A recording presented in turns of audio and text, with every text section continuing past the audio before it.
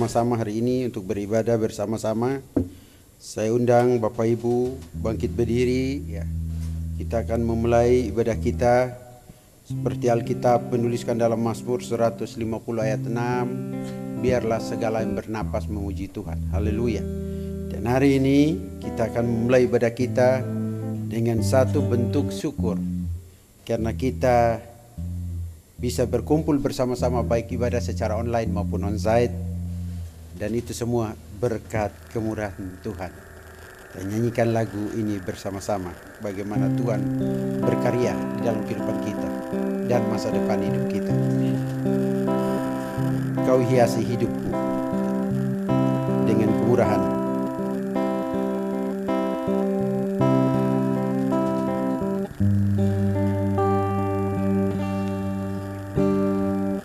Kau hiasi kehidupanku dengan kemurahan-Mu. Kau rancangkan masa depanku dengan harapan. Aku ada saat ini semuanya karena kasih-Mu. Aku hidup hari ini semua berkat kemurahan-Mu. Terima kasih Yesus, Engkau sangat baik, teramat baik bagiku. Kita angkat lagu ini dari awal. Bagaimana karya Tuhan dalam hidupku. Kau hiasi kehidupanku dengan kemurahan-Mu. Kau rancangan masa depanku penuh dengan harapan. Katakan aku ada saat ini semuanya karena kasih-Mu. Aku hidup hari ini semua berkat kemurahan-Mu. Terima kasih Yesus, Engkau sangat baik, teramat baik bagiku. Terima kasih Yesus.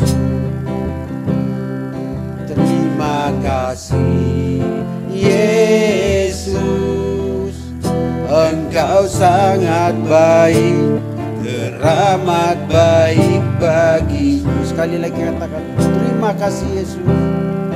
Terima kasih Yesus, Engkau sangat baik, teramat baik bagiku. Bapak Ibu, itu semua Tuhan lakukan. Ia menyatakan anugerahnya bagi kita. Mari kita sama-sama siapkan hati dan pikiran kita. Lebih lagi mengkonekkan diri kita dengan Tuhan. Memuji Tuhan bersama-sama. Besar anugerah-Mu, melimpah kasih-Mu, semakin hari semakin bertambah besar anugerah. Katakan besar anugerah-Mu sebagai ungkapan syukur-Mu atas karyanya. Anugerah-Mu berlimpah kasih-Mu, semakin hari makin bertambah besar anugerah-Mu. Besar anugerah-Mu Tuhan, anugerah anugerahmu. Amin. Berlimpah kasih-Mu. Semakin hari semakin bertambah besar anugerah. Sekali lagi jemaat katakan besar anugerah-Mu dengan setengah suara. Besar anugerah-Mu. Amin. Kau besar Tuhan. Kau berkarya dalam hidup kami. Berlimpah kasih. Yes, kasih-Mu melimpah bagi kami. Semakin hari semakin bertambah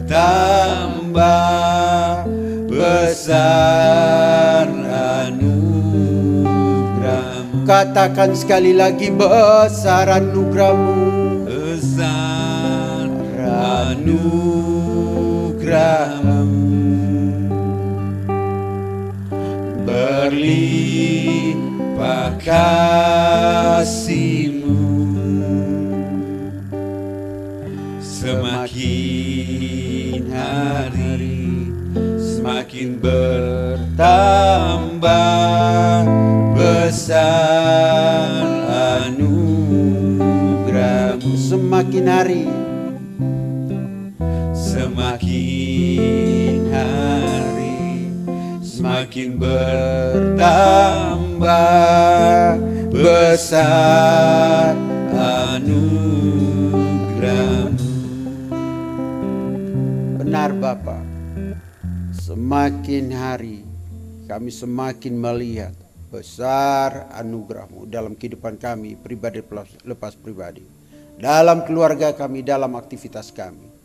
Bahkan Engkau berkarya menyatakan perlindungan-Mu bagi kami dari tempat tinggal kami masing-masing hingga tiba di gereja ini, bisa beribadah secara online maupun onsite. Itu semua karena anugerah perlindungan-Mu yang Kau nyatakan dalam kehidupan kami pribadi lepas pribadi. Tuhan, kami datang menyerahkan ibadah kami ini ke dalam tangan penyertaan dan pertolongan.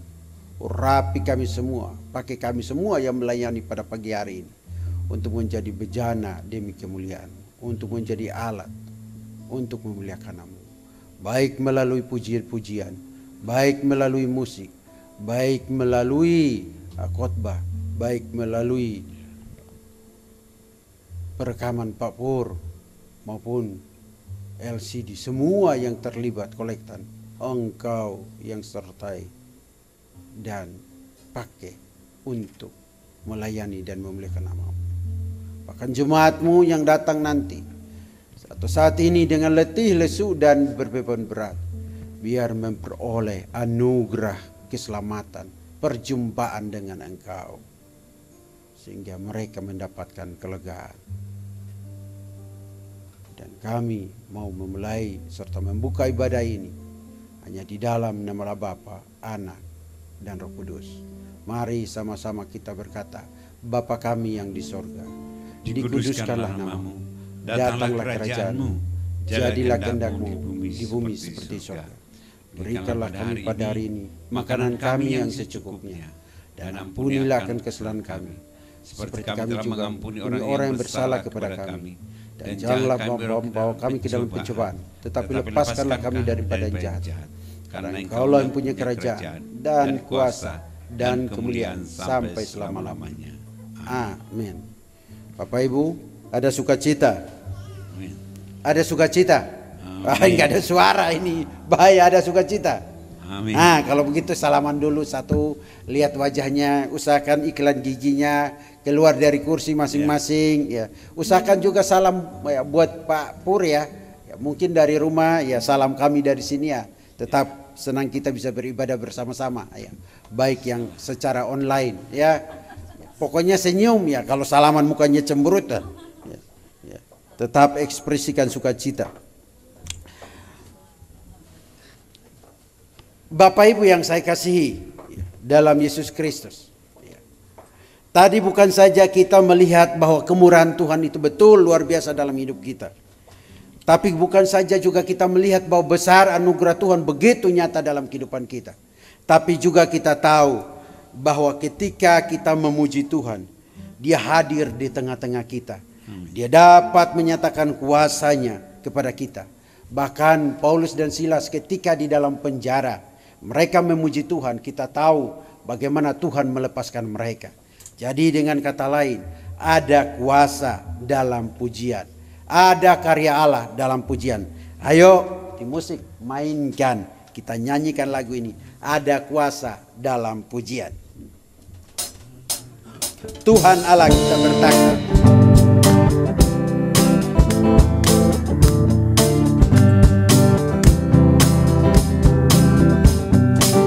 Silakan duduk Bapak Ibu.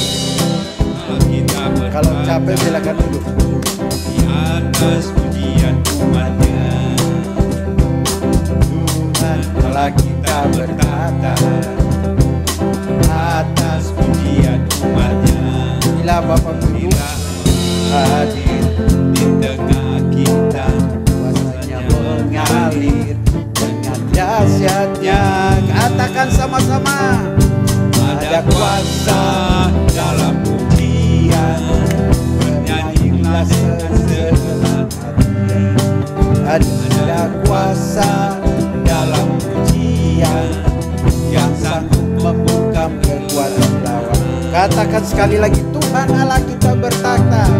Haleluya. kita bertata. Di mana Bapak Ibu? Atas pujian umat, Sekali lagi katakan. Tuhan Allah kita bertata. Di atas pujian umatnya, Bila Dia hadir, Allah hadir di tengah kita. Kuasanya mengalir dengan dahsyatnya. katakan sama-sama. Ada kuasa dalam pujian. Bernyanyilah segenap jiwa. Ada kuasa dalam pujian yang sanggup membungkam kekuatan lawan. Katakan ada kuasa. Ada kuasa dalam pujian. Bernyanyilah dengan segenap jiwa. Ada kuasa dalam pujian yang sanggup membungkam kekuatan lawan. Yang sanggup. Sanggup membungkam, Sekali lagi katakan yang sanggup. sanggup membungkam kekuatan lawan. Kembalikan kemuliaan bagi Tuhan Bapak Ibu. Silakan duduk Bapak Ibu. Sebelum saya melanjutkan nyanyian ini dan juga kita mempersiapkan hati kita ya, untuk mendengarkan firman Tuhan, adakah yang mau bersaksi atau memberi kesaksian? Ya. Tidak ada. Ya. Bapak dari rumah ada mau disampaikan? Yang online? Ya silakan Bapak. Ya. Yang saya ingin tetap pikirkan adalah untuk merenungkannya. Mungkin buat Anda yang menjadi teman sudah membayangkan bahwa dunia yang kita tinggal pada saat ini akan terjadi masalah yang sebenarnya akan Anda dan saya tidak bisa menolaknya. Mengapa saya katakan demikian? Karena biar bagaimanapun Mesias atau Yesus Kristus Tuhan, Dia datang atau Dia hadir sebagai Allah yang menjadi manusia. Nah, biar bagaimanapun, karena Dia lahir sebagai manusia, Dia ada dalam rahim mamanya sebagai manusia. Itu sebabnya Anda dan saya tidak bisa menolak. Tapi karena kita meyakini Dia as a God, karena Dia Tuhan, kita tetap harus menerimanya karena dia adalah Tuhan. Nah, memang setelah saya memikirkan dengan situasi kondisi saat ini terjadi masalah yang tidak mudah. Tetapi kita tahu bahwa Tuhan sedang bekerja dengan cara, karena biar bagaimana,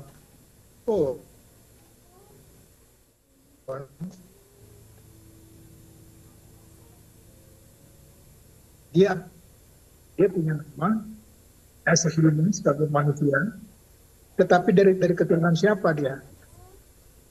Ya, itu sebabnya yang berat sebenarnya adalah seorang ibu yang ketika dia harus memilih akan seorang pribadi yang ada pada waktu anaknya yang disalibkan. Ya, terima Ini kasih. berat buat orang muda. Jadi, nah saya ingin mengajak begini.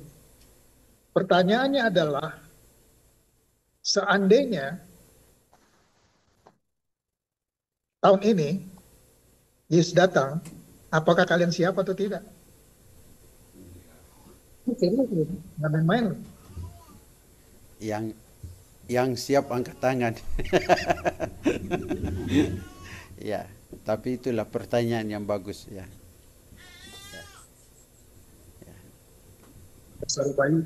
Iya. Ya, terima kasih Bapak. Ya. Baik ya. Tadi Pak Yopi tanya kalau Tuhan datang, seandainya ya. Kalau Tuhan datang siap nggak Bapak Ibu ya. Kalau kita orang percaya mah pasti siap-siap aja ya. Karena kan hidup kekal itu sudah menjadi bagian dalam kehidupan kita ya. Nah Bapak Ibu, tapi ada hal yang menarik adalah tadi Pak Yopi berkata tentang Yesus dan Yesus. Nah, dalam menjalani hidup ini ada satu hal yang tidak mudah. Ketika engkau mengalami masalah dan semua orang berpaling meninggalkanmu. Semua orang tidak peduli atas hidupmu. Dan engkau merasa seorang diri.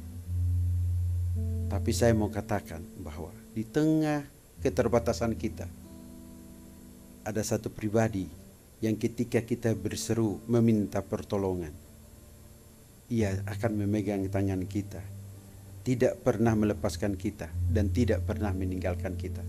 Dia adalah Kristus Allah. Dan marilah kita siapkan hati kita nyanyikan lagu Ku Pandang Wajahmu, karena dialah harapan kita. Bukan dengan kekuatan.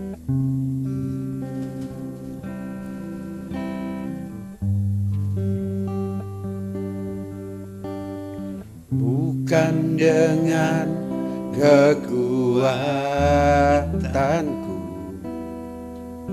ku dapat jalani hidupku tanpa Tuhan yang di sampingku. Ku tak mampu sendiri. Kita butuh Dia. Engkaulah kuatku yang menopangku. Ku pandang wajah-Mu dan berseru, pertolonganku datang dari-Mu. Peganglah tanganku, jangan lepaskan. Siapa harapan kita? Kaulah harapan dalam hidupku. Mari kita angkat lagu ini sebagai respon kita menyiapkan hati kita untuk mendengar firman Tuhan. Bukan dengan kekuatanku, bukan dengan kekuatan ku dapat jalani hidupku tanpa Tuhan yang di sampingku. Ku tak mampu sendiri. Benar Bapa, hanya Engkaulah kuat kami. Engkaulah kuatku yang menopangku. Katakan sama-sama, ku pandang wajah-Mu Tuhan, Pandang wajah wajah-Mu dan berseru, pertolonganku datang dari-Mu. Peganglah tanganku, jangan lepaskan. Kaulah harapan dalam hidup. Sekali lagi katakan, ku pandang wajah-Mu, wajah-Mu dan berseru, pertolonganku datang dari-Mu. Kepada hamba Tuhan, Pendeta Nelson, saya persilakan untuk menyampaikan firman Tuhan. Jangan lepaskan, Kaulah harapan dalam hidupku. Kaulah harapan dalam hidupku. Kaulah harapan dalam hidupku. Mari kita persiapkan hati kita mendengar firman. Sebelumnya kita berdoa. Kami bersyukur Tuhan untuk kebaikan-Mu yang terus Kau nyatakan kepada kami.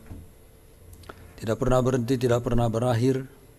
Kasih karunia-Mu, anugerah-Mu, pemeliharaan-Mu, perlindungan-Mu, kecukupan yang Kau beri, dan bahkan setiap pergumulan hidup kami, itu adalah bentuk kasih Tuhan bagi kami. Terima kasih untuk semua, karena di dalam kasih-Mu lah kami bisa kuat, kami bisa bertahan, kami bisa optimis, kami bisa mampu melewati setiap pergumulan dan perjalanan hidup kami.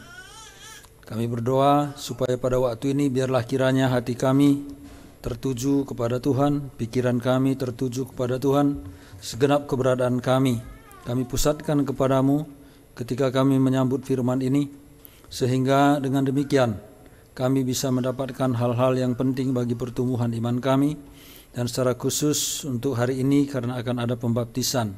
Biarlah Tuhan sendiri akan bekerja lewat firman-Mu, supaya baptisan itu juga firman ini menjadi pengantar. Kami berdoa, urapi hamba-Mu ini, nyatakanlah kuasa-Mu yang tidak terbatas, sehingga melampaui segala persiapan, melampaui segala pengetahuan, dan melampaui segala kesiapan hamba-Mu ini sendiri untuk menyampaikan firman Tuhan, dan bahkan kuduskan hamba-Mu, supaya firman-Mu yang kudus, firman-Mu yang suci ini tidak ternoda, tidak tercacat, tidak ternoda oleh sikap, motivasi, dan apapun yang hamba-Mu lakukan di mimbar ini. Terima kasih ya Bapa, dalam nama Tuhan Yesus kami berdoa. Amin. Salam. Selamat pagi semua Bapak Ibu yang dikasihi oleh Tuhan Yesus Kristus. Sebelum saya khotbah, saya mau memperkenalkan dulu seseorang. Bisa Kathleen ke depan sebentar, jangan malu. Ya, di sini aja. Ini namanya Kathleen Sharon. Ya, dialah yang dari awal mendampingi saya waktu saya pelayanan di Kuningan. Dia mengantar saya ke sana kemari, ke rumah si anu, ke rumah si itu, ke tempat sana, ke tempat sini. Nah, inilah Kathleen. Ya, orang tuanya juga sangat mendukung saya. Jadi kalau mau makan biasanya bebas ke rumah. Kadang dia malah mamanya suruh antar makanan ke gereja gitu ya. Sering nggak habis. Jadi saya bagi-bagikan lagi ke jemaat. Jadi ini tolong doakan Kathleen ini supaya tetap semangat dalam Tuhan ini. Mau ke Jepang katanya. Ya, jadi tolong doakan dia mau mandiri hidup. Ya, terima kasih Kathleen sudah berdiri, silakan duduk kembali.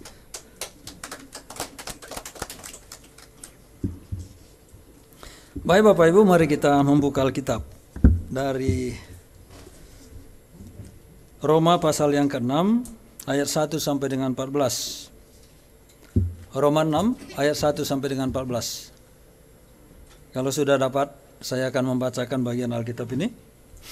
Demikianlah firman Tuhan. Jika demikian, apakah yang hendak kita katakan?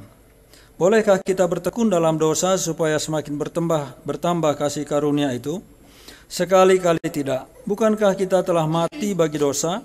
Bagaimanakah kita masih bisa dapat hidup di dalamnya? Atau tidak tahukah kamu bahwa kamu semua yang telah dibaptis dalam Kristus telah dibaptis dalam kematiannya? Dengan demikian kita telah dikuburkan bersama-sama dengan Dia oleh baptisan dalam kematian, supaya sama seperti Kristus telah dibangkitkan dari antara orang mati oleh kemuliaan Bapa, demikian juga kita akan hidup dalam hidup yang baru.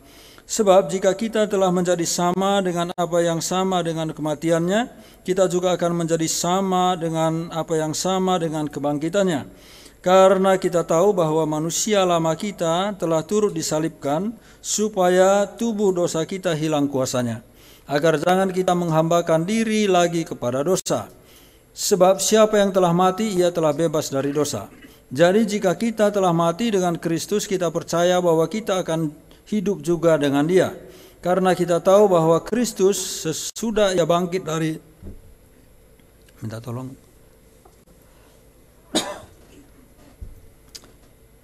Sebentar.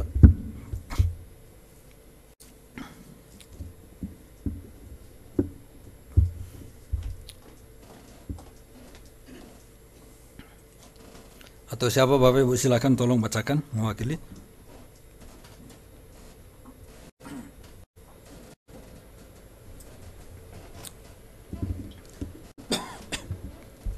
Atau saya lanjutkan. Saya mulai lagi dari ayat 7 saja. Sebab siapa yang telah mati, ia telah bebas dari dosa. Jadi jika kita telah mati dengan Kristus, kita percaya bahwa kita akan hidup juga dengan Dia. Karena kita tahu bahwa Kristus sesudah Ia bangkit dari antara orang mati, tidak mati lagi, maut tidak berkuasa lagi atas Dia. Sebab kematiannya adalah kematian terhadap dosa satu kali dan untuk selama-lamanya, dan kehidupannya adalah kehidupan bagi Allah. Demikianlah hendaknya kamu memandangnya, bahwa kamu telah mati bagi dosa, tetapi kamu hidup bagi Allah dalam Kristus Yesus. Sebab itu hendaklah dosa jangan berkuasa lagi di dalam tubuhmu yang fana, supaya kamu jangan lagi menuruti keinginannya. Dan janganlah kamu menyerahkan anggota-anggota tubuhmu kepada dosa untuk dipakai sebagai senjata kelaliman, tetapi serahkanlah dirimu kepada Allah sebagai orang-orang yang dahulu mati, tetapi yang sekarang hidup. Dan serahkanlah anggota-anggota tubuhmu kepada Allah untuk menjadi senjata kebenaran. Sebab kamu tidak akan dikuasai lagi oleh dosa, karena kamu tidak berada di bawah hukum Taurat, tetapi di bawah kasih karunia. Bapak Ibu yang dikasihi oleh Tuhan Yesus Kristus, kalau kita perhatikan bahwa tadi di ayat yang ke-1 itu ada satu pertanyaan. Pertanyaannya adalah, bolehkah kita bertekun dalam dosa? Karena sebetulnya banyak sekali orang Kristen sudah percaya kepada Tuhan Yesus Kristus, tetapi tidak ada perubahan secara baik di dalam kehidupannya, di dalam karakternya. Ada orang-orang Kristen yang kita tahu bahwa masih menimbulkan banyak masalah. Bukan hanya bagi dirinya, bukan bagi orang lain, tapi bahkan bagi bangsa ini. Terakhir ini kita bisa melihat seseorang yang tertangkap tangan oleh KPK. Itu adalah orang Kristen. Dan saya kira masih banyak orang-orang Kristen lain, pejabat-pejabat, anggota DPR, dan masyarakat umum, dan bahkan hamba Tuhan sekalipun, masih banyak sekali melakukan pelanggaran-pelanggaran. Tetapi ada perbedaan, bahwa kalau kita lihat tadi di ayat yang ke-1 itu, bolehkah kita bertekun dalam dosa? Jadi bertekun dalam dosa itu memang kesehariannya itu ya hidup di dalam dosa. Kita bisa bayangkan kata bertekun. Orang bertekun belajar, dia berarti terus berjuang untuk belajar. Kalau bertekun di dalam dosa, berarti dia terus menerus di dalam dosanya. Tidak ada satu pembaruan di dalam hidupnya, melainkan dia terus saja senang menikmati dosa itu sendiri. Itulah yang dikatakan dengan bertekun. Nah, kenapa ada kata bolehkah kita bertekun? Kenapa ada pertanyaan itu? Karena ada latar belakangnya di pasal 5 ayat yang ke-20. Dikatakan demikian, tetapi hukum Taurat ditambahkan supaya pelanggaran menjadi semakin banyak. Lalu bagian berikutnya, dan di mana dosa bertambah banyak, di sana kasih karunia menjadi melimpah-limpah. Jadi ketika kita memiliki dosa, maka Tuhan mengasihi karunia kepada kita pengampunan. Kita mendapatkan pengampunan karena dosa itu. Jadi kalau semakin banyak dosa yang terjadi, itu artinya bahwa kasih karunia, pengampunan itu juga semakin banyak. Maka hal itu bisa disalahgunakan. Kalau begitu, ayo kita terus menerus saja berbuat dosa.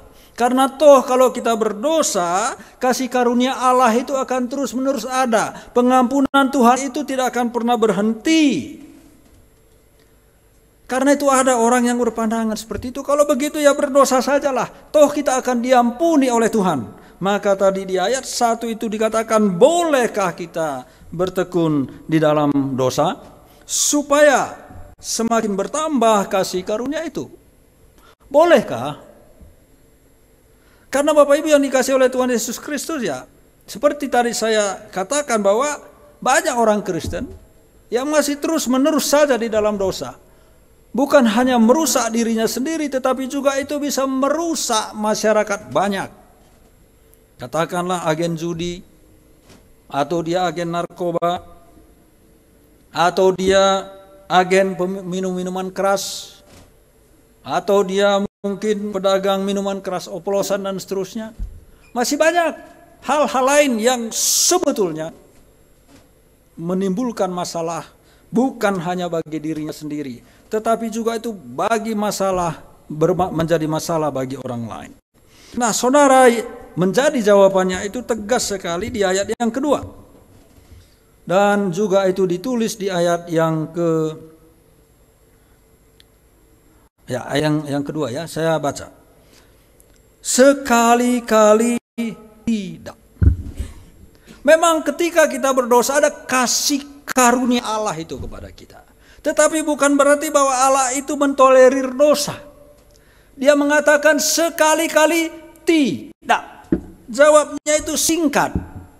Hanya kata sekali-kali tidak. Jadi walaupun ada pengampunan terus-menerus dari Tuhan, kita tahu itu bahwa pengampunan itu selalu akan ada. Allah itu setia, 1 Yohanes 1 ayat 9. Setiap kita mengaku dosa kita itu diampuni, ya betul. Tetapi bukan itu menjadi alasan bahwa kita harus terus-menerus berbuat dosa. Tuhan tadi mengatakan tidak. Tidak boleh melakukan itu. Nah, saudara, kita tahu bahwa memang kalau kita membaca di pasal yang kelima itu, dikatakan bahwa sebelum hukum Taurat itu ada, dosa sudah ada. Kenapa? Karena waktu Adam itu jatuh ke dalam dosa, hukum Taurat belum ada. Hukum Taurat itu ada zaman Musa, itu sudah lama sekali baru ada. Tetapi walaupun hukum Taurat itu ada, belum ada, tetapi manusia sudah jatuh ke dalam dosa. Lalu pada zaman Musa kemudian ada 10 hukum. Dan ada 10 hukum itu menjadi jelas bahwa dosa manusia itu semakin banyak. Karena kita sudah diperhadapkan kepada suatu hukum. Jadi Bapak Ibu yang dikasih oleh Tuhan Yesus Kristus, hukum itu mempertegas, memperjelas dosa-dosa yang kita buat.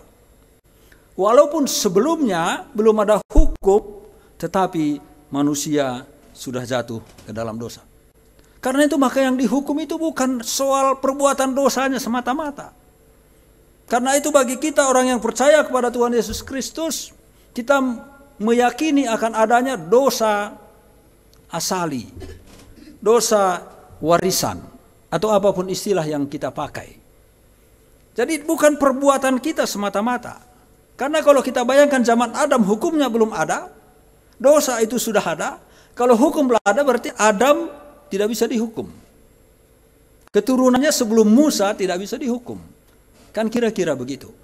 Jadi yang menjadi masalah adalah bukan soal perbuatannya, tetapi karena keberadaannya berdosa itu. Sehingga seandainya pun hukum itu belum ada, maka orang itu tetap akan dihukum. Karena dia sudah berada di dalam keberadaan berdosa itu sendiri.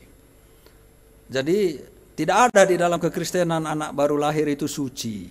Suci dalam mungkin belum mencubit orang lain bisa saja. Suci dalam artian dia belum mencuri mungkin saja.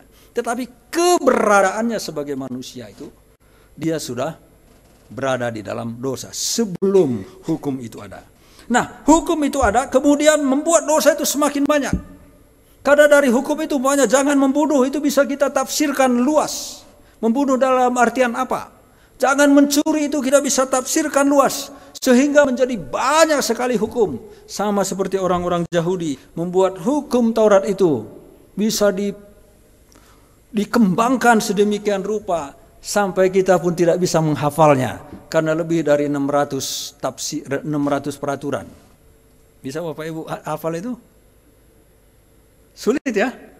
Nah saudara-saudara, karena itu di mana hukum Taurat itu membuat kita semakin tambah dosanya. Dan itu masuk melalui Adam. Lalu kemudian datang Kristus. Kristuslah yang membenarkan kita. Dosa masuk lewat Adam. Karena Adam berdosa maka semua keturunannya jatuh ke dalam dosa. Dan Kristus datang untuk membenarkan orang berdosa. Maka oleh karena iman kepada Kristus, kita orang yang tadinya berdosa itu kemudian dibenarkan. Nah, Bapak Ibu. Jadi kita tidak bisa lagi berbuat dosa.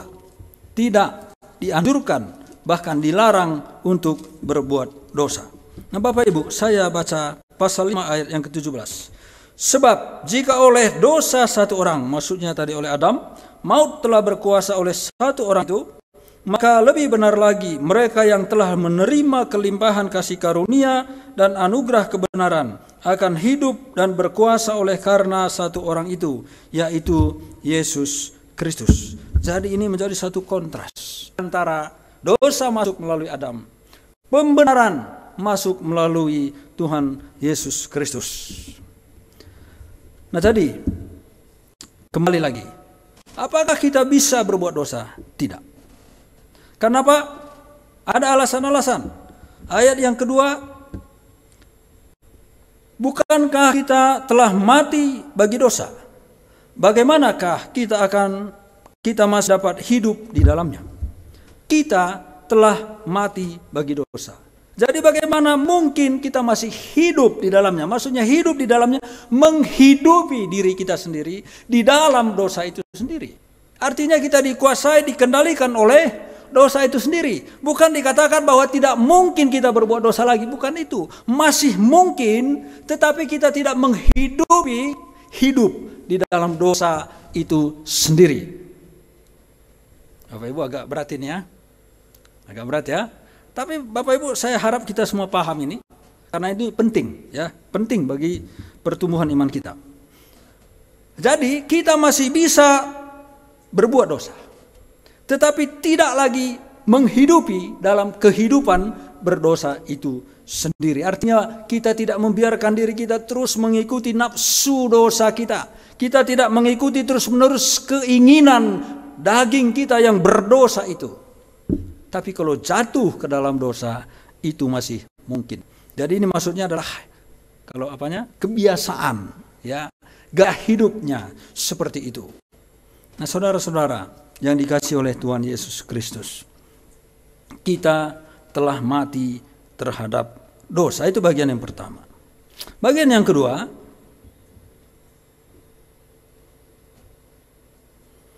ayat 11, ini kita diajak untuk memandang. Sebetulnya ini ada kaitannya dengan ayat yang kedua tadi.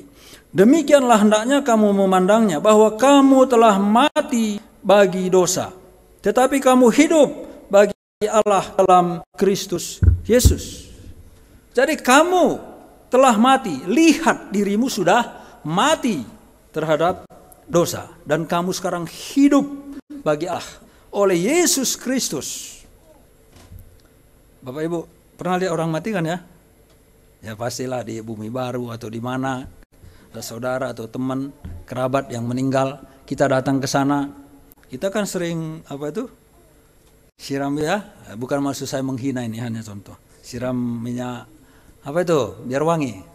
Bapak Ibu masih bisa Bapak Ibu lihat gini, aduh harum masih ada, harum gitu masih. Atau ketika ada yang nangis, jangan nangis dong, saya kan udah ke surga gitu. Ada nggak? Nggak ada. Kenapa? Karena sudah mati. Maksudnya kalau sudah mati itu tidak bergeming lagi. Kalaupun dosa itu muncul, dia tidak akan bergeming karena dosa itu. Satu contoh, saya dulu pejudi berat. Ya, pejudi berat. Nah, saya sudah sering kasih tahu di sini, saya itu pejudi berat. Rasanya kalau tidak berjudi itu hidup itu tidak nyaman. Ya, jadi kapanlah bisa berjudi itu pikirannya, walaupun di tempat kerja pasti pikirannya kalau pulang nanti main judi, pasti begitu. Ya, selalu begitu. Pulang ke kampung dari perantauan, oh nanti di sana main judi. Udah pikirannya udah begitu. Itu dikuasai namanya. Nah, tetapi setelah bertobat sempat jatuh, tetapi enggak. Maksudnya ada pun orang berjudi di situ, saya duduk di situ enggak masalah bagi saya. Enggak terganggu lagi saya dengan judi itu. Tidak menjadi persoalan. Minuman keras sama. Walaupun ada minuman keras di situ, bahkan bir sekalipun, udah enggak tergoda saya. Enggak lagi, udah gitu, udah selesai saja. Itu namanya sudah mati. Jadi pandang diri kita itu sudah mati, sehingga dosa itu tidak mungkin lagi menguasai diri kita sendiri. Walaupun dosa itu datang, kita itu sudah mati saja. Pandanglah dirimu sudah mati. Itu yang kedua. Yang ketiga, ayat yang keempat. Manusia lama kita telah turut disalibkan. Nah, Bapak Ibu yang dikasih oleh Tuhan Yesus Kristus, sudah turut disalibkan. Manusia lama, kebiasaan lama kita. Ya, kebiasaan lama kita itu sudah turut disalibkan. Jadi tidak bisa lagi berbuat apa-apa. Nah, tapi yang lebih penting dari semua itu adalah yang menjadi dasarnya. Coba kita lihat ayat yang ketiga. Atau tidak tahukah kamu bahwa kita semua yang telah dibaptis dalam Kristus telah dibaptis dalam kematiannya? Kalau Bapak Ibu nanti baca semua itu menyangkut kematian Kristus, penguburan dan kebangkitannya. Kematian Kristus, penguburan dan kebangkitannya. Maksudnya itu apa soal baptisan? Baptisan itu memang perintah, itu penting. Di Matius pasal yang ke-28 ayat 29 dikatakan, baptislah mereka dalam nama Bapa, Anak dan Roh Kudus. Itu adalah syarat. Maksudnya bukan syarat, cara pembaptisan, memakai 3 nama itu dan juga memakai air. Ya, memakai nama Allah Tritunggal itu. Baptislah mereka. Tetapi makna lebih dalam dari itu adalah bahwa dikatakan Kristus itu sudah mati bagi dosa, dia mati bagi dosa, dia dikuburkan dan dia dibangkitkan. Kematiannya adalah kematian karena dosa-dosa manusia. Kematiannya adalah kematian karena dosa-dosa manusia, sehingga manusia yang berdosa itu mendapat penebusan dari Allah. Kuasa dosa itu sudah ditaklukkan, dikalahkan oleh Tuhan Yesus Kristus. Kuasa dosa itu adalah maut. Maka kita yang sudah dibaptiskan atau yang dibaptiskan itu melambangkan kematian bersama dengan kematian Kristus yang mengalahkan dosa itu sendiri. Jadi apa makna terdalam dari sekedar baptis itu penting, tetapi ada makna terdalam dari situ adalah kematian Kristus yang mengalahkan kuasa dosa itu. Dan kuasa maut itu juga terjadi dalam diri kita. Habit kebiasaan berdosa kita itu, atau karakter keberdosaan kita, atau dosa warisan yang kita terima itu, sekarang sudah dikalahkan oleh Kristus. Itu maka disebut ketika kita dibaptis dalam Kristus telah dibaptis dalam kematiannya. Mari kita lanjutkan ayat 4. Dengan demikian kita telah dikuburkan bersama-sama dengan Dia oleh baptisan dalam kematian, supaya sama seperti Kristus telah dibangkitkan dari antara orang mati oleh kemuliaan Bapa, demikian juga kita akan hidup dalam hidup yang baru. Perbedaannya apa? Ketika keluar dari air itu, digambarkan di sini seperti Kristus bangkit dari kematian, dan bagi kita itu adalah kita hidup dalam hidup baru. Tadi dosa kita sudah dikalahkan oleh Tuhan Yesus Kristus, dan Dia bangkit dari kematian, dan itu membuat kita menjadi hidup yang baru. Artinya hidup yang lama itu sudah digantikan oleh hidup yang baru, sesuai dengan 1 Korintus pasal 2 ayat yang ke-17 ya, 2 Korintus kalau saya tidak salah. Barang siapa yang ada dalam Kristus, ia adalah ciptaan baru. Yang lama sudah berlalu, sesungguhnya yang baru sudah datang. Jadi perubahan itu terjadi berkat pengorbanan Tuhan Yesus Kristus. Maka dikatakan tadi, sekarang hidup menjadi hidup yang baru. Nah, karena itu Bapak Ibu yang dikasihi oleh Tuhan Yesus Kristus, kalau kita melanjutkan, maka dikatakan di ayat yang ke-9, ayat yang ke-6, saya akan bacakan ayat ke-6.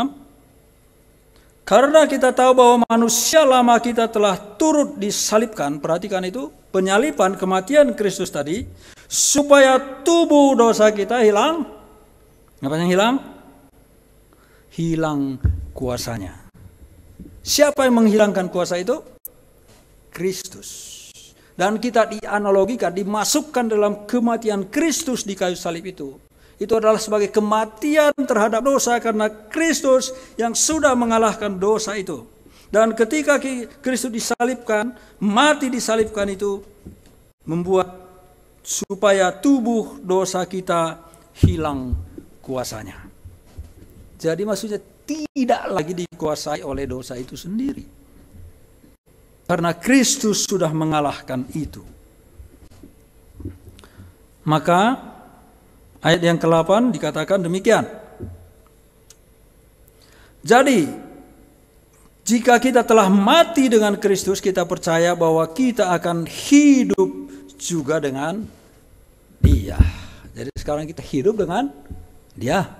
Kalau tadi hidup dengan dosa, hidup di dalam dosa. Sekarang kita hidup dengan Kristus. Dan dilanjutkan ayat 9. Karena kita tahu bahwa Kristus sesudah Ia bangkit dari antara orang mati, tidak mati lagi.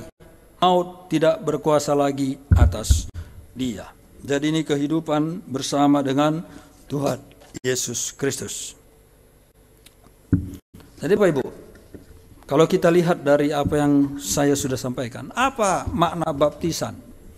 Maksudnya bukan sekedar baptisan kita akan masuk ke dalam air. Nah, tadi kita sudah lihat bahwa maknanya adalah kita mati dan bangkit bersama dengan Kristus, dalam artian mati terhadap dosa dan hidup dalam kehidupan yang baru. Jadi kalau begitu, apakah masih kita harus berbuat dosa, bertekun berbuat dosa? Bagaimana? Tidak. Nah, pertanyaan berikut, kenapa kita masih berdosa? Kan udah hidup nih, hidup baru. Nah, kenapa? Kenapa kita masih berdosa? Masih mungkin berdosa?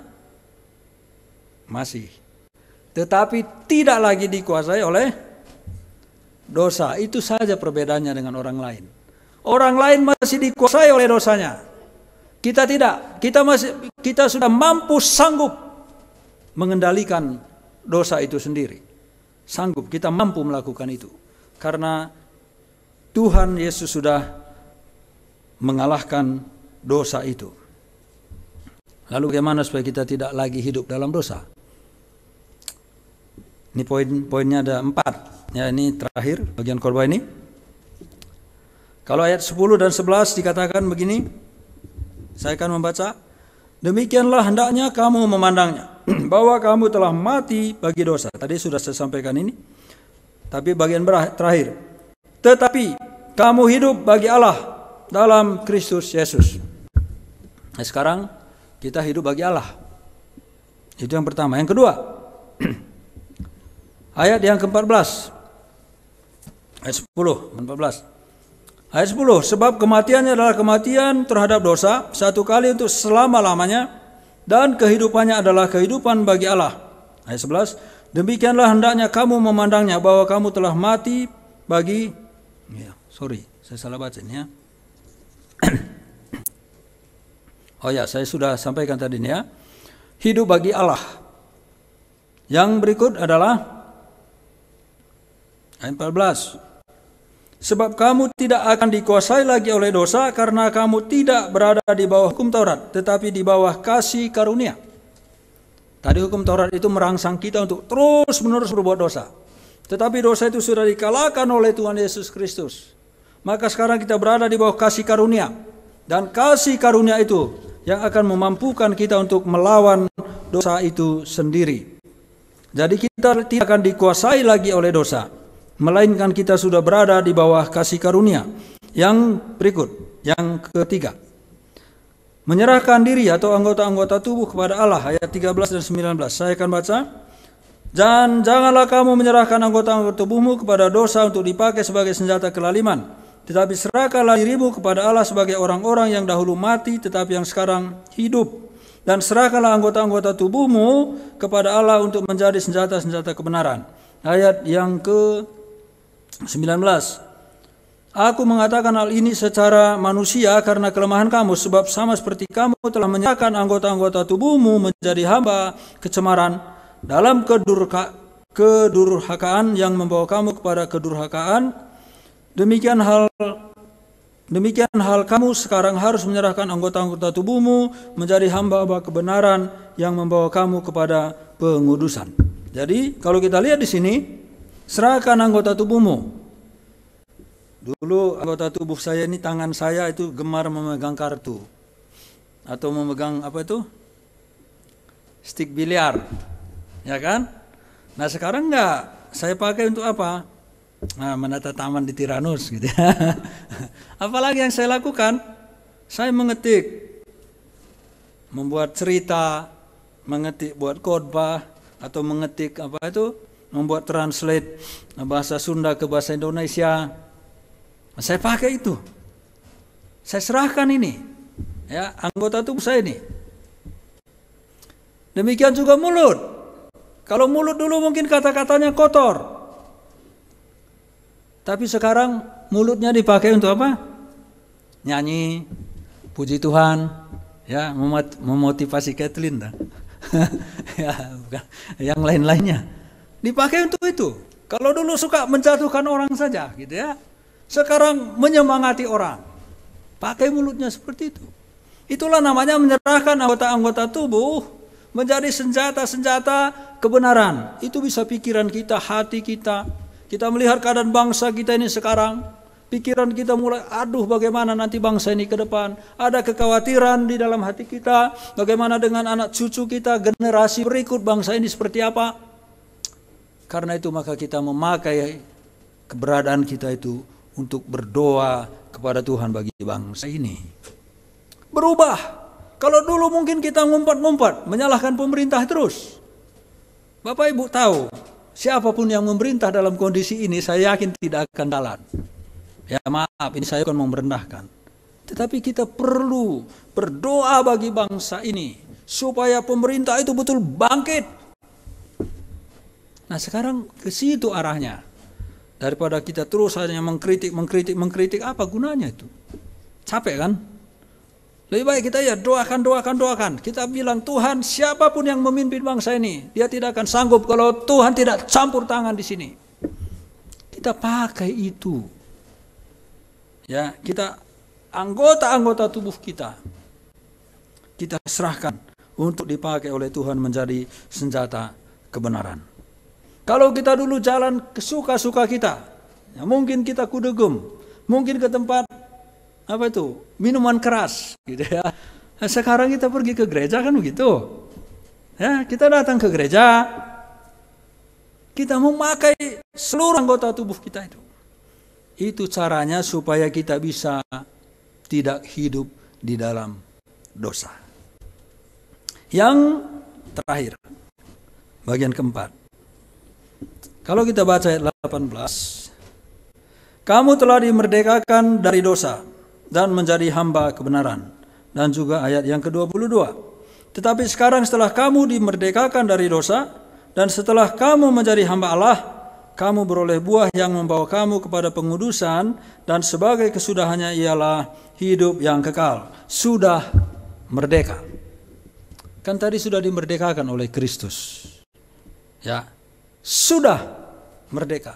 Kristus sudah mengalahkan dosa itu. Itu kita bisa baca dari Galatia pasal 5 ayat 1. Ada di 1 Petrus juga. Bahwa kita sudah merdeka. Kristus juga mengatakan, jika anak itu memerdekakan kamu, kamu benar-benar telah merdeka. Dari Injil Yohanes. Kita dimerdekakan. Dan sekarang kita menjadi hamba kebenaran. Ingat itu. Bahwa kita ini adalah hamba kebenaran. Dulu hamba dosa. Dosa itu sudah dikalahkan oleh Kristus. Kita hidup dalam hidup yang baru. Dan sekarang kita menjadi hamba kebenaran. Jadi harus kita menyadari diri kita seperti itu. Nah, jadi Bapak Ibu yang dikasihi oleh Tuhan Yesus Kristus. Kalau kita melihat dari bagian ini, bagaimana Allah itu berinisiatif untuk membuat kita bisa mengalahkan dosa itu sendiri. Dia tahu kita tidak sanggup, kita sudah terjual di bawah hukum Taurat. Tetapi Dia kemudian mengalahkan dosa itu sendiri. Dan membuat kita bisa bangkit, menang atas dosa-dosa kita sendiri. Dan itu dikaitkan tadi dengan baptisan. Bahwa makna terdalam bukan sekedar kita menjalankan perintah pembaptisan itu. Tetapi bagaimana kita menjalani hidup kemudian hari. Setelah kita menyadari bahwa Kristus sudah mati bagi dosa-dosa kita. Kristus sudah mati untuk mengalahkan dosa itu. Dan kita menjadi bangkit dalam hidup yang baru. Dengan menyerahkan anggota tubuh kita menjadi senjata-senjata kebenaran. Untuk kemuliaan Tuhan Yesus Kristus. Jadi lausan. Harus diingat ini. Jadi baptisan itu hanya semacam awal. Tetapi perjuangan ke depan untuk terus hidup dalam kebenaran, mengalahkan setiap dosa, itu perlu menyerahkan anggota tubuh, pikiran, hati, perasaan, tangan, kaki, mulut, semua. Masih bisakah kita jatuh ke dalam dosa? Iya, tetapi tidak lagi dikuasai, tidak lagi dikendalikan, tidak lagi diperdaya oleh dosa itu sendiri. Nah, itulah bisa kita dapat menjadi kesimpulan dari firman Tuhan ini. Dan harapan saya ini menjadi pengantar juga bagi kita, khususnya lausan yang akan kita baptiskan nanti. Mari kita berdoa. Terima kasih Tuhan, kami bersyukur kepadamu karena kami diingatkan kembali bahwa kami tidak berdaya karena kuasa hukum Taurat itu membuat kami sudah terjual di bawah hukum dosa. Kami mati, kalah oleh dosa itu sendiri. Tetapi Kristus sudah menaklukkan dosa itu. Dan kemudian itu terjadi pada penyaliban, penguburan, dan kemudian dibangkitkan.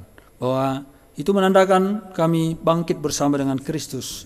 Menjadi manusia baru yang sanggup mengalahkan dosa itu sendiri. Karena Kristus sudah terlebih dahulu menghancurkan kuasa dosa dan bahkan kuasa maut itu sendiri. Terima kasih Tuhan, biarlah kiranya Engkau menolong kami dan terus mengingat bahwa kami tidak boleh hidup lagi di dalam dosa. Kami tidak bisa lagi menikmati kehidupan di dalam dosa.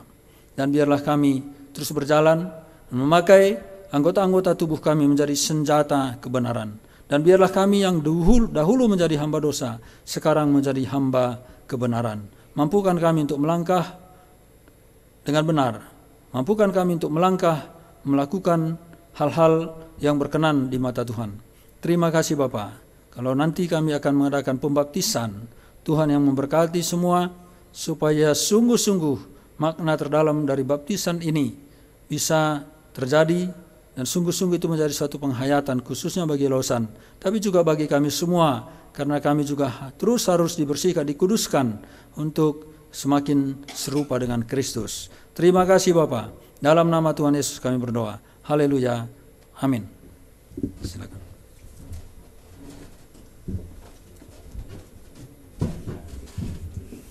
Terima kasih Pendeta Nelson. Ya, Pak Nelson sudah menyampaikan khotbah ya, dan menguatkan serta juga mengingatkan Bapak Ibu. Ya, ada kata dosa, ya, upah dosa ialah maut. Ya, tetapi ada kata anugerah kasih karunia yang berkaitan dengan penyelamatan dan pembenaran dari Kristus. Ya, dan jangan pernah gunakan kemerdekaanmu sebagai satu kesempatan untuk berbuat dosa. Dia sudah benarkan hidup kita. Dia sudah berkarya. Dan tadi juga sudah ngomong ke Lawson ya. Sekalipun ya, Lawson masih muda ya. Tapi jadi kakak yang baik ya. Kalau dia cerewet nanti bilang, kakak cerewetnya nggak apa-apa. Tapi jangan cubit saya ya. Ya enggak apa-apa lah ya. Manusia ya, kita harus terus membaharui hidup kita dan sesuai kebenaran firman-Nya. Terima kasih Pak Nelson ya. Bapak Ibu, kita akan memberikan persembahan. Sebelum kita memberikan persembahan, minta Pak Saudlah doa persembahan. Mari kita berdoa. Bapa di surga, terima kasih kami telah mendengarkan firman Tuhan dari Roma pasal 6. Biarlah Tuhan juga memberkati kami, menolong kami Tuhan, sehingga kami boleh menyerahkan seluruh kehidupan kami kepada Tuhan, sehingga kami boleh Tuhan hari ini Tuhan berkati. Demikian juga kami akan memberikan persembahan, biarlah Tuhan persembahan yang kami berikan berguna untuk pelayanan di tempat ini Tuhan. Bahkan juga kami yang belum bisa memberi, Tuhan berkati juga Tuhan. Kami serahkan juga persembahan ini di dalam nama Tuhan Yesus Kristus kami berdoa. Amin. Baik Bapak Ibu, selamat memberi, Tuhan memberkati. Kita nyanyi satu lagu, Ku Berbahagia, Yakin Teguh.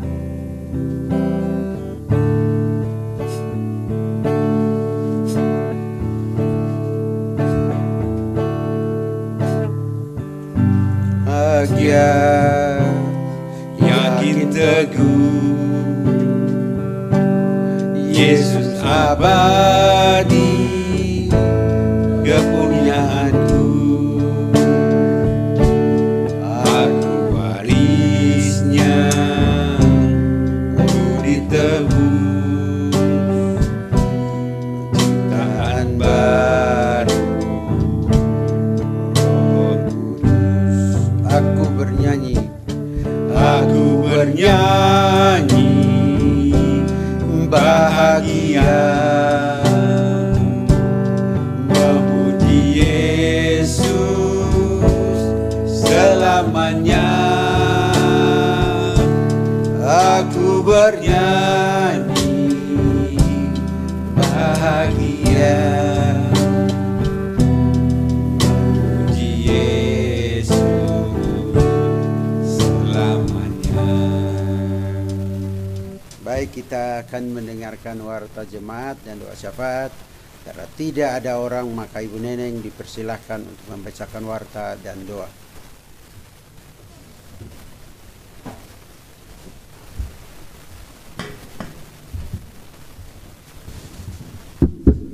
Shalom Bapak Ibu.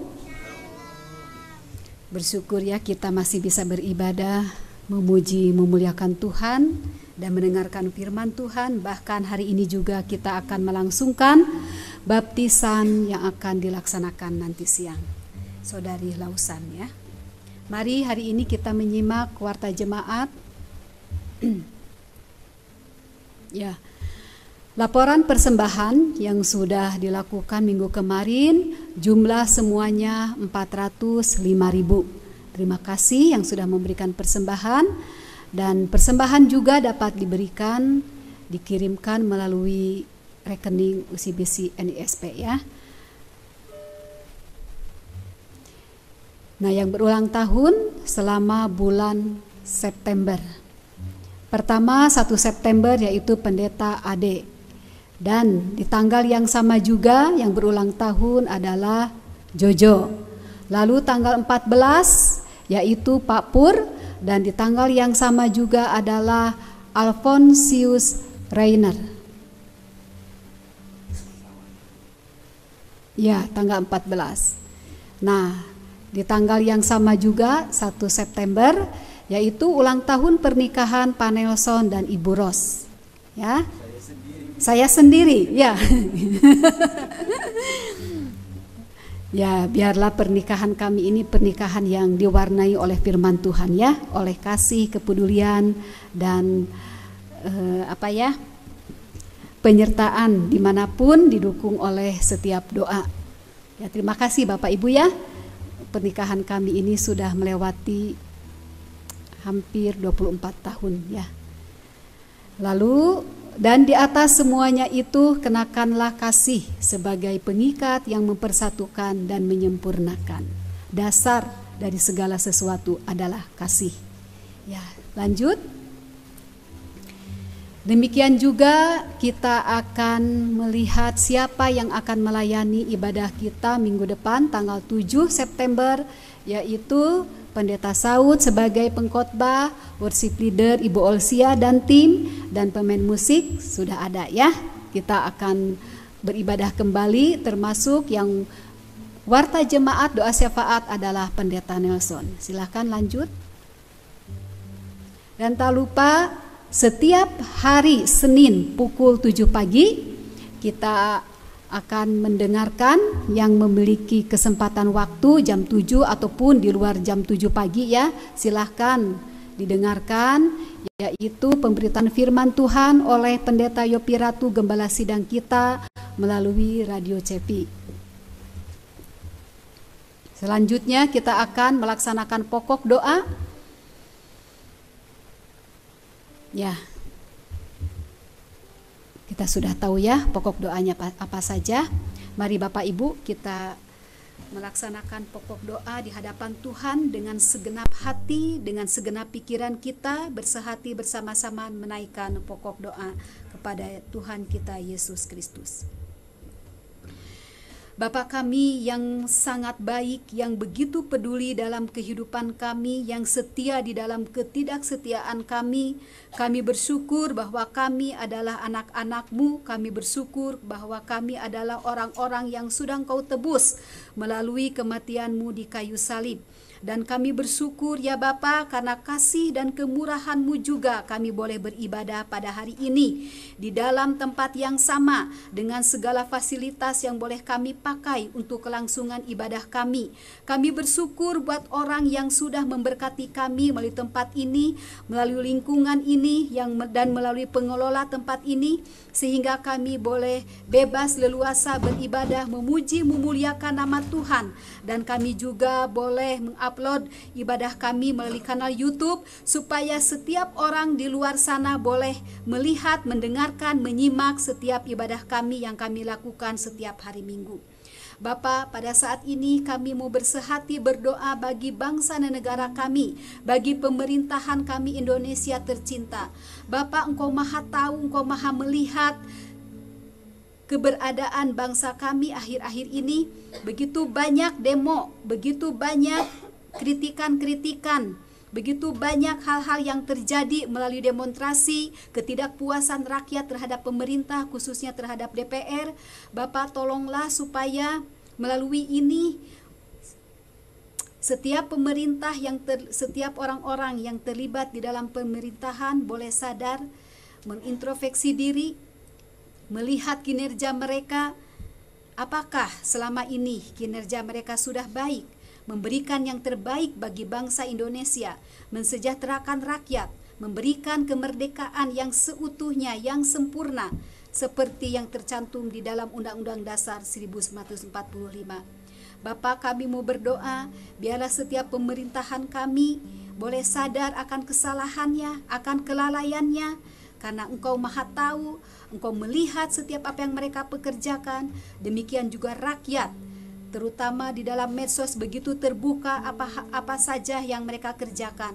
Kiranya Bapa mengampuni, menyadarkan mereka, dan kiranya setiap kritikan-kritikan yang dikeluarkan oleh rakyat maupun pemerintah itu sendiri, kiranya setiap harapan, cita-cita, keinginan rakyat melalui pekerjaan mereka boleh terwujud. Bapa, kami percaya kepada Engkau bahwa Engkau mengasihi bangsa negara kami Indonesia. Engkau ada di tengah-tengah bangsa kami, dan biarlah bangsa kami boleh melihat kebaikan Engkau, boleh melihat pertolongan Engkau, dan boleh melihat kepedulian Engkau untuk bisa memulihkan setiap bangsa dan setiap bangsa demi bangsa, khususnya bangsa Indonesia, baik di dalam hal politik, ekonomi, pengangguran, lapangan kerja, maupun kerusuhan yang terjadi beberapa hari ini. Bapa, tolonglah supaya hujan pertobatan, hujan pemulihan terjadi di negara bangsa kami. Melalui doa-doa anak-Mu ya Bapa, melalui doa-doa hamba-hamba-Mu, biarlah keadaan bangsa Indonesia ini semakin membaik. Keadaan bangsa Indonesia ini semakin memiliki kebebasan untuk memuji dan memuliakan Tuhan. Tolonglah, ampunilah ya Bapa setiap kesalahan dan pelanggaran kami yang ada di negara kami. Kami rindu keadaan negara bangsa kami lebih baik lagi.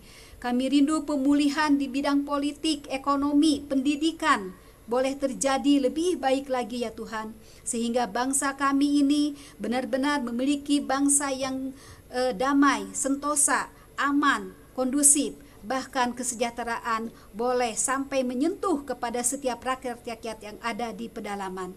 Bapa, kiranya Engkau menyadarkan setiap oknum-oknum yang terlibat, yang berdampak kepada keadaan bangsa negara kami bukan semakin lebih baik, tetapi semakin rusuh. Kiranya Bapa mencerahkan pikiran mereka, hati mereka untuk berbalik kepada kebenaran firman Tuhan, untuk menyadarkan diri mereka sendiri, bahkan orang lain, untuk tidak terlalu jauh lagi di dalam kerusuhan.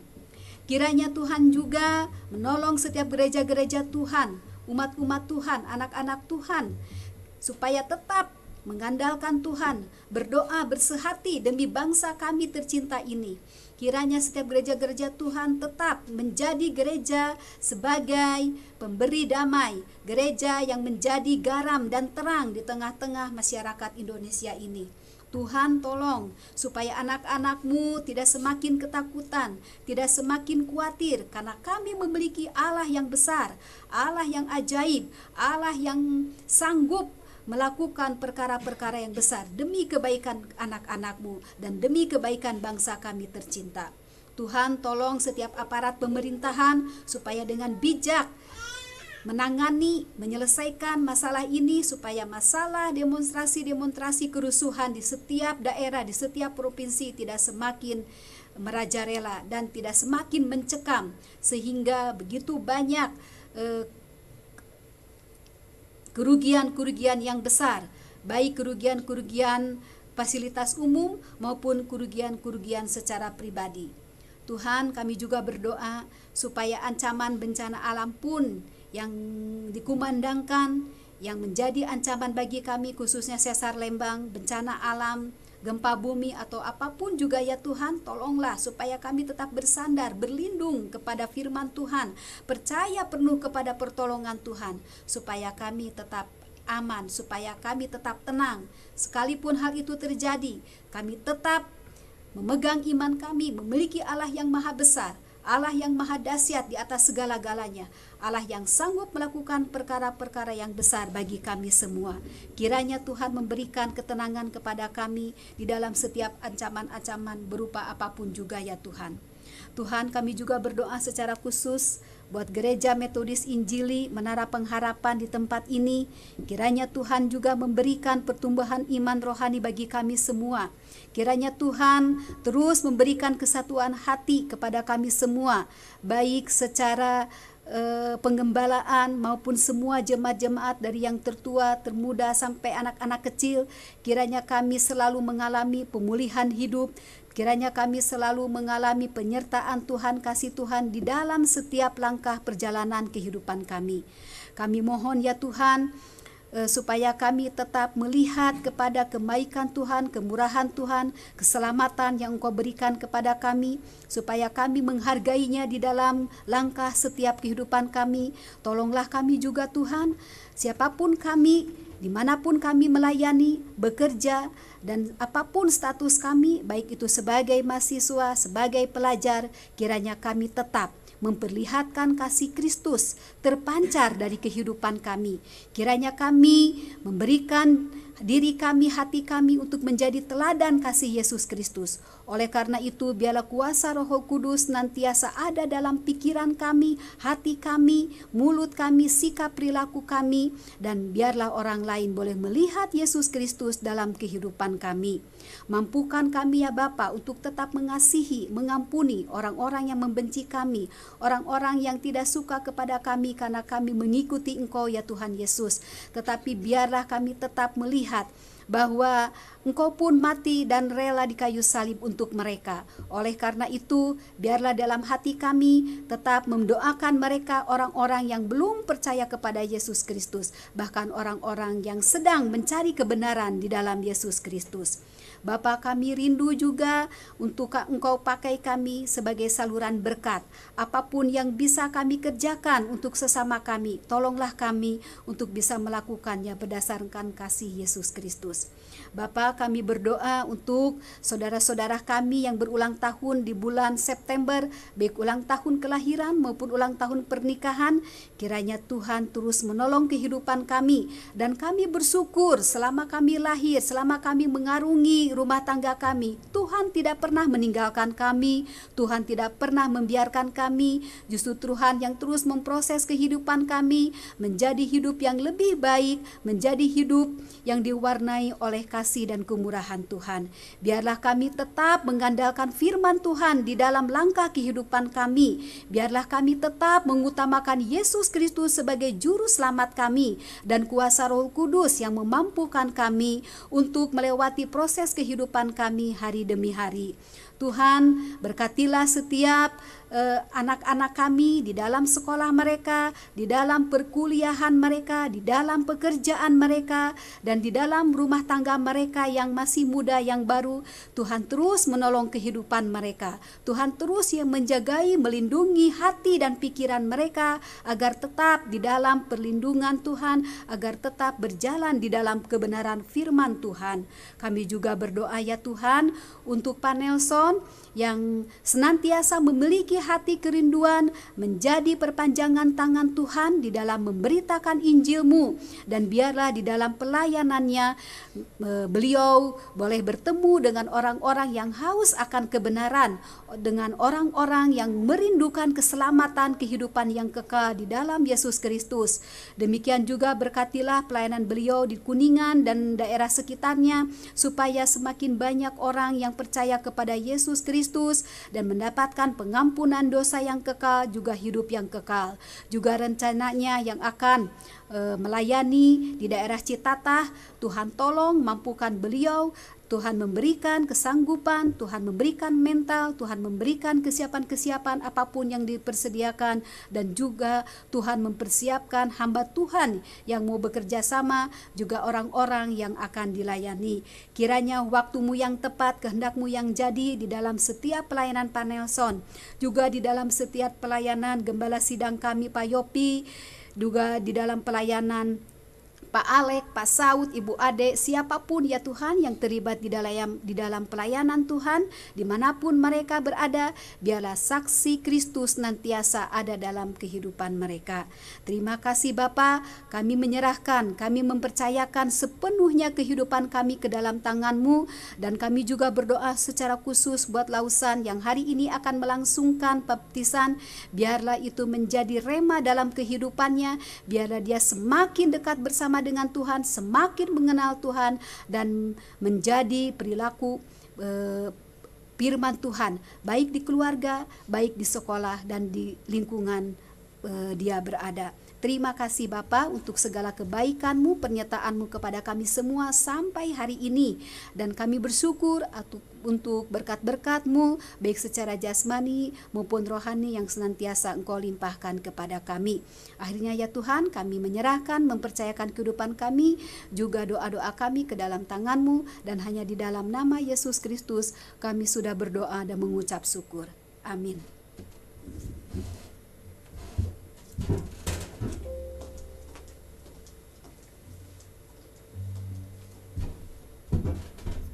Jemaat Tuhan, mari saya undang kita semua bangkit berdiri. Mari kita bersama-sama mengakukan pengakuan iman rasuli. Kita katakan, aku percaya kepada Allah, Bapa yang Maha Kuasa, Khalik langit dan bumi, dan pada Yesus Kristus anak yang tunggal Tuhan kita, yang dikandung daripada Roh Kudus, lahir dari anak darah Maria, yang menderita sengsara di bawah pemerintahan Pontius Pilatus, disalibkan, mati dan dikuburkan, turun ke dalam pada hari yang ketiga, bangkit pula dari antara orang mati, naik surga, duduk di sebelah kanan Allah, Bapa yang Maha Kuasa, dan akan datang dari sana untuk menghakimi orang yang hidup dan yang mati. Aku percaya kepada Roh Kudus, gereja yang kudus dan am, persekutuan roh, pengampunan dosa, kebangkitan daging dan hidup yang kekal. Amin. Saudara-saudara yang dikasihi oleh Tuhan Yesus Kristus, mari arahkanlah hatimu kepada Tuhan dan terimalah berkat dari Dia. Diberkatilah dirimu, diberkatilah rumah tanggamu, diberkatilah anak cucumu, diberkatilah pekerjaanmu, diberkatilah pendidikanmu, diberkatilah masa depanmu, diberkatilah engkau ketika di rumah, diberkatilah engkau ketika di luar rumah. Dan biarlah berkat-berkat Tuhan terus nyata atas diri saudara-saudara sekalian. Dan biarlah kiranya berkat pemeliharaan dari Allah Bapa sempurna dan senantiasa tepat pada waktunya, dan kasih karunia dari Tuhan Yesus Kristus akan membuat saudara-saudara menikmati kehidupan saudara, dan kuasa dan persekutuan dalam Roh Kudus akan membuat saudara-saudara mendapatkan kekuatan, penghiburan, tuntunan, hikmat dalam mengambil keputusan dan tindakan, dan bijaksana di dalam setiap perkataan dan perbuatan. Mulai saat ini tercurahlah berkat-berkat ini di dalam nama Tuhan Yesus Kristus. Amin.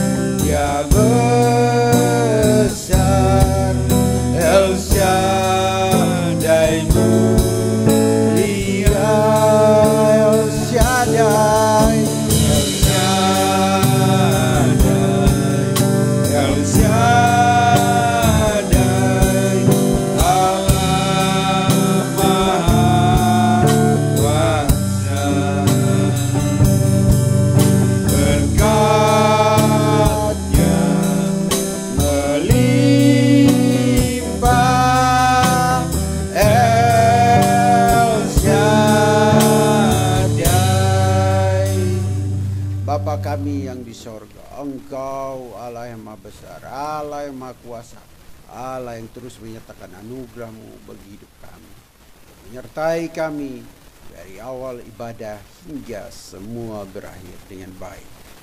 Tuhan terus sertai kami dalam segala aktivitas selanjutnya. Lindungi, nyatakan anugerah-Mu bagi kami pribadi lepas pribadi, pun keluarga kami, kerjaan pelayanan kami, segala usaha serta aktivitas yang kami lakukan. Dalam nama Bapa, Anak, dan Roh Kudus kami berdoa. Amin. Selamat hari Minggu. Tuhan Yesus memberkati Pak Yopi, Bu Eva, ya, dan semua yang ibadah online. Ya. Tuhan berkati. Sampai jumpa. Bapak kalau bisa nanti mungkin besok, ya, saya akan ke rumah atau hari Selasa. Ada yang mau juga disampaikan, ya. Bapak santai, ya. Siap nanti saya kontak lagi, ya. Tuhan berkati Bapak.